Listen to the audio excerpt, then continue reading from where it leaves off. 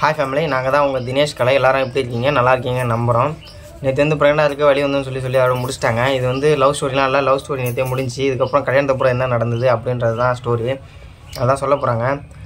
இதுவும் போர் அடிக்குது, இல்லை வேறு ஏதாவது ஸ்டோரி வேணால் சொல்லுங்கள், அது அடுத்தது ரெடி பண்ணி போடுறோம். நீ ஸ்டார்ட் பண்ணுங்களே. அதுக்கப்புறம் எங்கள் அம்மாவை கூப்பிட்டு சொன்னேன்.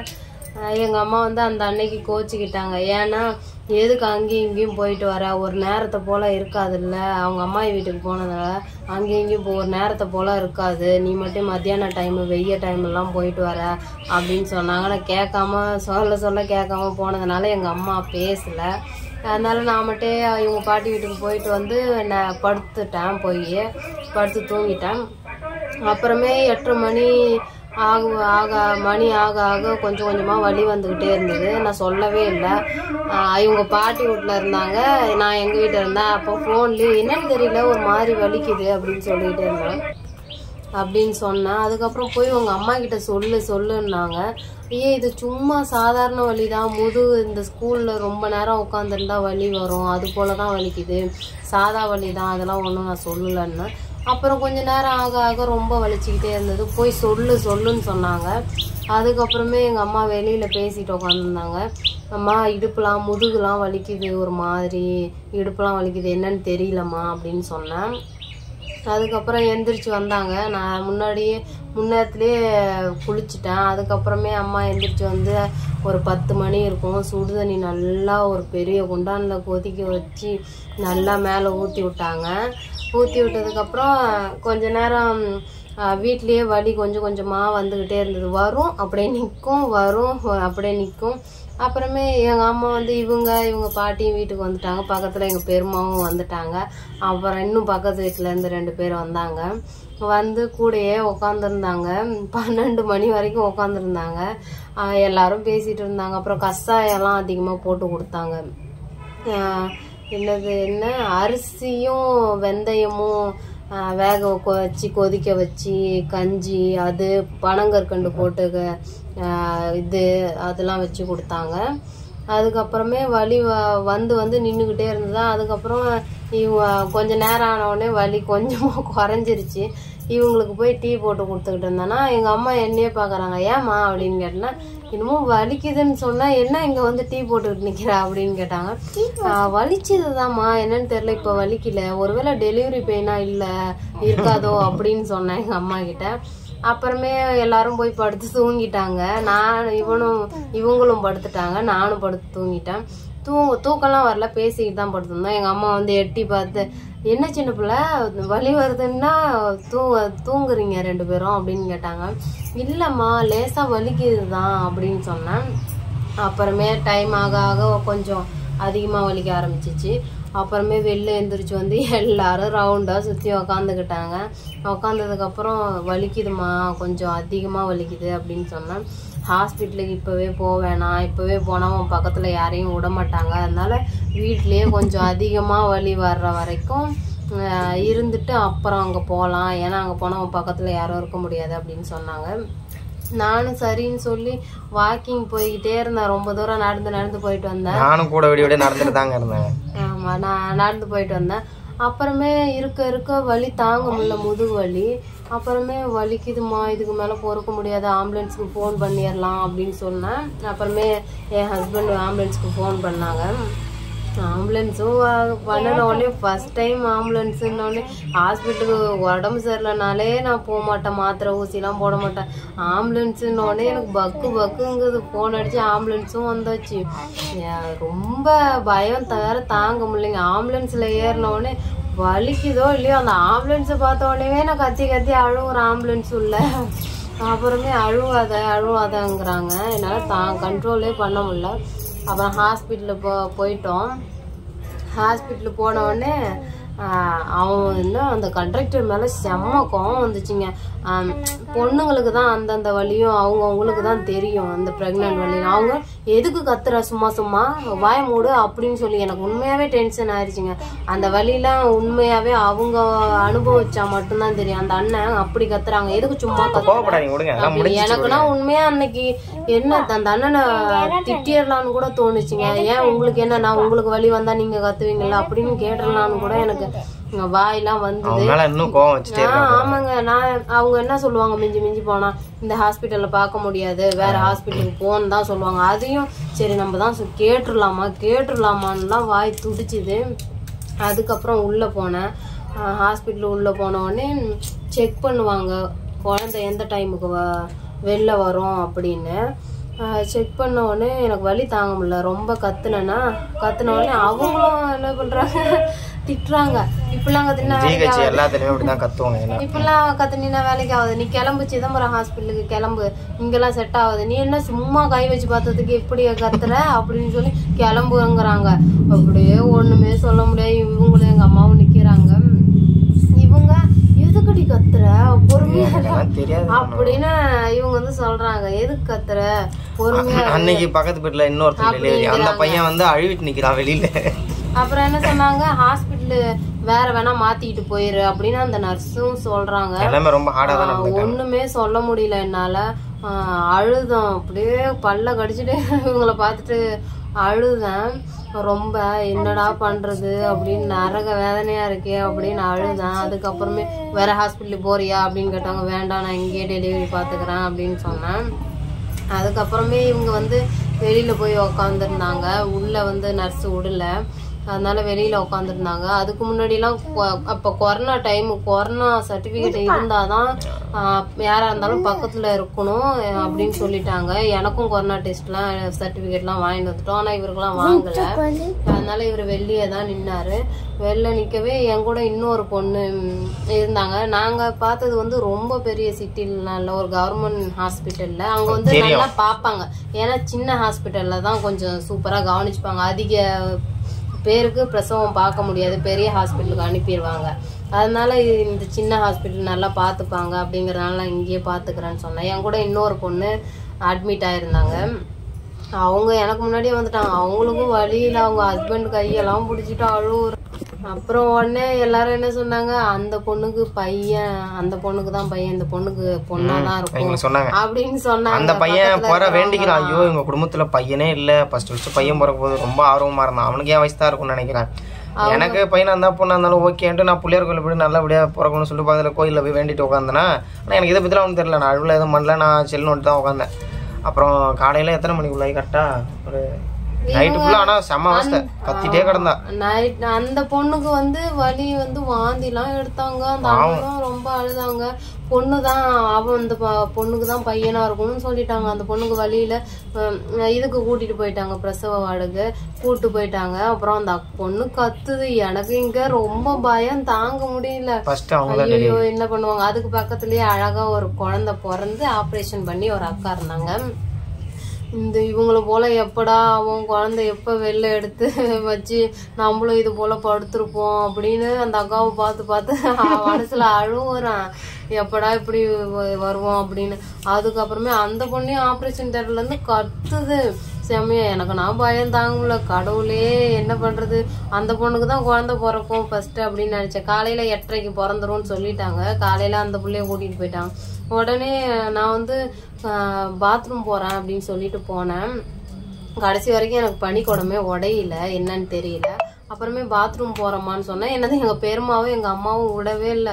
எங்க அம்மா கிட்ட சொல்லிட்டு அழுவுறேன், என்னால முடியலம்மா, நான் செத்துருவேனாட்டுக்கு, கடவுளை வேண்டிக்கோ அப்படிங்கிறாங்க. நான் எல்லா கடவுளையும் வேண்டிட்டேனே, எந்த கடவுளுமே என்னை பார்க்க மாட்டேங்குதே அப்படின்னு சொல்லி அழுவுற செம்மையா. படுன்னு சொல்றாங்க நர்சம்மா. என்னால படுக்கவும் முடியல, உட்காரவும் முடியல. எதுக்குமா நிக்கிறேன்னு சொல்லி திட்டுறாங்க. அப்புறம் எங்க அம்மா எல்லாம் அழுகுறாங்க. எங்க அம்மா என்ன உள்ள வரலன்னு கோச்சிட்டா. அங்க போனா அந்த நர்ஸ் கத்துறா, உள்ள எதுக்கு வர, ஏன் வர அப்படின்னு. அப்புறம் நான் என்ன பண்றது, எனக்கு டென்ஷன் ஆகி போச்சு. நான் வெளில வந்து சுத்தமா உள்ளே விட மாட்டாங்க. அப்புறமா இவதான் உள்ள எல்லாம் கத்திரி கிடந்தா. அப்புறம் என்னமோ சொன்னாங்க. எங்க அம்மா வார்த்தைக்கு வார்த்தை என்ன தெரியுமா சொன்னாங்க, எங்க அம்மாவும் எங்க பெருமாவும், நீ என்ன சுமையா, தலையில சுமையா தூக்கி வச்சிருக்க நாங்க வாங்கிக்கிறதுக்கு அப்படின்னு சொல்லிட்டு எங்க பெருமாவும் இதேதான் சொல்றாங்க. சொல்லிட்டு அழுகுறாங்க. எனக்கு ஐயோ இதையே சொல்றாங்களே அப்படின்னு அழுவுது. நீ சுமைய வச்சிருந்தாலும் நாங்க வாங்கிப்போம், இதை எப்படி வாங்கிக்க முடியும் அப்படின்னு சொல்றாங்க. வலி தாங்க முடியல, நான் செத்துருவோம்மா சொல்லி அழுகுறேன். ஏன்னா அந்த அளவுக்கு பெயின் தாங்க முடியல. அம்மா ஆப்ரேஷன் பண்ணிக்கலாமா, வாமா போகலாம், இந்த ஹாஸ்பிட்டல் வேணாம்மா, ஆப்ரேஷன் பண்ணிக்கலாம், வாமா போகலான்னு கத்துறான். வேணாம் சின்ன பிள்ளை, இரு பார்ப்போம், நம்ம வேற ஹாஸ்பிட்டல் போயிடும் அப்படின்னு சொன்னாங்க. அப்புறமே பாத்ரூம் ஒருத்தன் போனேன், எனக்கு தனியாகவே விடல. ரொம்ப ஒரு மாதிரி இருந்தது. என்னை பிடிச்சி பாத்ரூம்லேருந்து தரன்னு இழுத்துட்டு வந்துட்டாங்க. எங்கள் பெருமாவும் எங்கள் அம்மாவும் தூக்கிட்டு தான் வந்தாங்க. நான் வரவே முடியாதுன்னு சொன்னேன், தூக்கிட்டு தான் வந்தாங்க. அதுக்கப்புறம் என்னாச்சுன்னா ரொம்ப பனிக்கூடம் உடையதுனால முக்க சொல்லிக்கிட்டே இருந்தாங்க. நானும் இது பண்ணிக்கிட்டே இருந்தேன். அதுக்கப்புறம் பாருங்க, சிவா தொப்புன்னு தரையில நிக்கவே தொப்புன்னு தலை வந்து கீழே அடிபட்டு விழுந்துட்டான். நர்ஸுங்க எல்லாரும் உள்ள இன்னொரு பொண்ணுக்கு பிரசவம் பார்த்துட்டு இருந்தாங்க. அதனால தொப்புன்னு கீழே விழுந்த உடனே அதுக்கு முன்னாடியே ஒரு அம்மா கடவுள் போல என்ன சொன்னாங்கன்னா, கீழே ஒரு துணியை எடுத்து போடுங்கம்மா, பிளட் அதிகமா படுது அப்படின்னு சொன்னாங்க. ஆமா, அதனாலதான் கடவுள் மாதிரி வந்து காப்பாத்தினாங்க. அதனால தொப்புன்னு நான் நின்னுகிட்டே தான் இருந்தேன். தொப்புன்னு கீழே விழுந்துட்டான். அப்புறமே அங்க பார்த்தவங்க எல்லாரும் அந்த குழந்தைய எடுத்து வச்சுட்டு அந்த பிள்ளைக்கு உடனே இதெல்லாம் பண்ணல, தொப்புள் கொடிலாம் எடுக்காம என்னை வந்து பார்த்து அதே இடத்துல படுக்க சொல்லி, படுமா அப்படின்னு சொல்லி, நிக்க கூடாது படுன்னு சொல்லி உடனே எனக்கு இதெல்லாம் பண்ணி முடிச்சுட்டு தான் அப்புறமே அந்த பொண்ணுக்கு எனக்கு தைச்சிட்டு ஆப்ரேஷன்லாம் பண்ணி முடிச்சுட்டு தான் அதுக்கப்புறம் தான் அந்த பொண்ணுக்கு போய் பார்த்தாங்க. கடைசியில பார்த்தா பாருங்க, அந்த பொண்ணுக்கு பொண்ணு பிறந்தது, எனக்கு தான் பையன் வெறுத்துட்டான். ஆமா, ரொம்ப கஷ்டமா போச்சு எனக்கு. எங்க ஃபேமிலியில யாருக்குமே பையன் கிடையாது. எங்க ஃபேமிலியில யாருக்குமே கிடையாது. எப்படின்னா எங்க அம்மாவுக்கும் 2 பொண்ணு, எங்க அம்மாவோட தங்கச்சிக்கும் 2 பொண்ணு, எங்க அம்மாவோட அண்ணனுக்கு 4 பொண்ணுங்க. இதுலயே எங்க பெருமாவுக்கு மட்டும்தான் ஒரு பொண்ணு ஒரு பையன். மத்த ஃபேமிலியே பொண்ணு இதாங்க. அப்புறம் எங்க அக்காவுக்கு குழந்தை பிறந்து, எங்க அக்காவுக்கும் பொண்ணு, எங்க மாமா பொண்ணு குழந்தை பிறந்து, அவளுக்கும் 2 பொண்ணு. அப்புறம் எங்க மாமா பொண்ணு இன்னொருத்திக்கு குழந்தை பிறந்து, அவளுக்கும் பொண்ணு. எல்லாருக்கும் பொண்ணுன்னோடனே எங்க பாட்டி தாத்தா எல்லாரும் மனசு வெறுத்து போய் ஒவ்வொரு டைமும் ஹாஸ்பிட்டல் வெளில நின்று அழுவாங்க.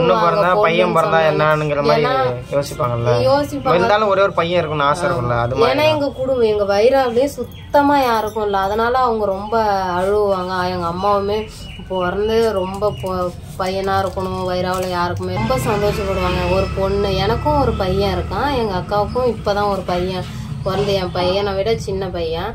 இப்ப ரொம்ப சந்தோஷப்படுவாங்க. யாராவது கேட்டாலுமே எனக்கு தான் பையன் இல்லை, ஆனா என் பொண்ணுங்களுக்கு 2 பேருக்குமே இருக்கும், அதே போதும் கடவுளே அப்படின்னு வேண்டுவாங்க. எங்க அம்மா எந்த கோயிலுக்கு போனாலும் என் பேர பிள்ளைங்க நல்லா இருக்கணும், என் பிள்ளைங்க நல்லா இருக்கும், அதுதான் வேண்டுவாங்க.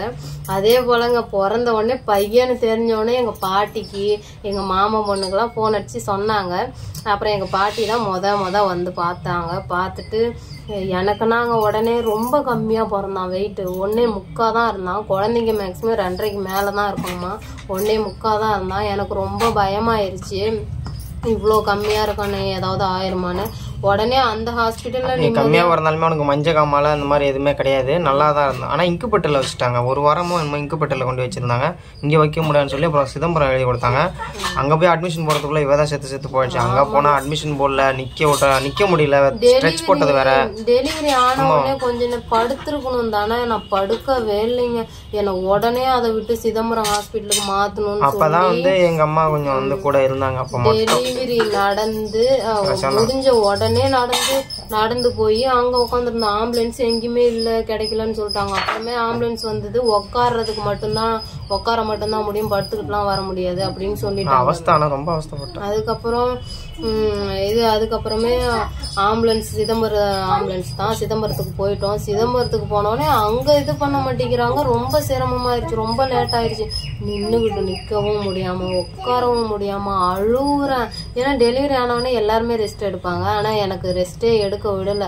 இங்க இருந்து அங்க உக்காந்துகிட்டே அங்க போய் ஹாஸ்பிட்டல் வெளில 1 மணி நேரம் 1.5 மணி நேரமா அந்த இது வாங்குறதுக்கு.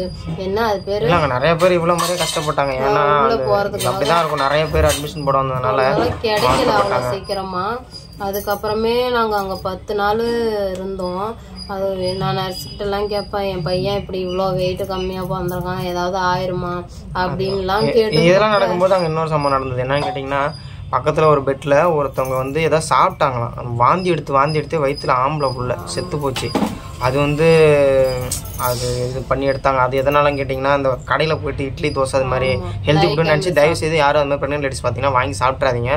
ரொம்ப ரொம்ப மோசமானது. ரேஷன் அரிசி இதெல்லாம் அவாய்ட் பண்ணிக்கிட்டு முடிஞ்சளவு வீட்டில் நல்ல சாப்பாடை சாப்பிட்டு இது பண்ணுங்க. ஏன்னா அந்த மாதிரிலாம் நடக்குது. அப்புறம் நீ சொல்லுங்க. நைட்ல தோசை தான் சாப்பிட்டாங்க அந்த அக்கா. இதுக்கு தான் அந்த குழந்தைய வெளியில எடுத்து ஃபேமிலியே ஃபர்ஸ்ட் குழந்தையே இல்லாமல் 8 வருஷம் குழந்தையே இல்லாமல் இருந்து அப்போ நடந்தது. பாவம், எனக்குலாம் வந்து அழுகே வந்துருச்சு. அப்போ அந்த குழந்தைய பையில கொடுத்து அனுப்புனாங்க டாக்டர்ஸ். அந்த அண்ணன் பையில எடுத்துட்டு போனாங்க அந்த குழந்தைய.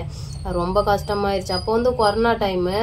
அப்போன்னு பாத்தீங்கன்னா இன்னொரு அக்காவுக்கு எங்க ஹாஸ்பிட்டல்லே ஒரு அக்கா குழந்தை பிறந்துச்சு.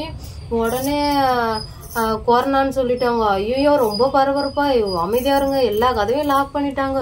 ஆம்புலன்ஸும் வந்து இன்னைக்கு ரொம்ப பரபரப்பா. அந்த அக்காவை உடனே குழந்தை பிறந்த கையோட ஏத்திக்கிட்டு எங்க போய் விட்டாங்கன்னு தெரியல, கூட்டிட்டு போயிட்டாங்க. அதுக்கப்புறம் இன்னொன்று வீடியோ ரொம்ப லென்த்தாக போகுது அப்படின்னு சொல்லி கமெண்ட்டில் சொல்லாதீங்க. விளாக்ஸ் அப்லோட் பண்ணுறதுனா இதுதான். நாங்கள் லைஃப்பில் நடக்கிறது பேசுகிறது இதுதான் விளாக்ஸ். யாரும் கோச்சிக்காதீங்க. சொல்லுங்களேன், அதுக்கு மேலே என்னாச்சு? அதுக்கப்புறம் இன்னொரு நானாவது அப்புறம் இன்னொரு அக்காவும் வழியில வந்தாங்க. அந்த அக்கா வந்து ரொம்ப 2 நாளா பெயின்ல இருந்தாங்க. டெலிவரியே ஆகல அந்த அக்காவுக்கு. அப்போ வந்து அந்த அக்கா அழுதாங்க. என்ன எல்லா கடவுளையும் கும்பிடுறேன், எந்த கடவுளையும் என்ன பார்க்க மாட்டேங்குது. எனக்கு நான் நினைச்சேன், அப்பா நம்ம எப்படியோ பெத்து முடிச்சிட்டோம். ஆனா அந்த அக்கா சொன்னதை வச்சு சுத்தி எல்லாரும் உட்காந்தாங்க. எல்லாருமே அழுதாங்க. என்னாலுமே அழுவ அடக்க முடியல அந்த டைம்ல. அந்த அளவுக்கு கஷ்டமா. இன்னொரு அக்காவுக்கு பாருங்க, வலி வந்துகிட்டே இருந்தது. குழந்தை வரவே இல்லை. ஏன்னா அந்த அக்கா மேடு பள்ளத்தெல்லாம் அதிகமா உட்காருவாங்களாட்டுக்கு. அதிகமா ரொம்ப நேரம் துடிச்சுக்கிட்டே இருந்தாங்க. வரவே இல்லை.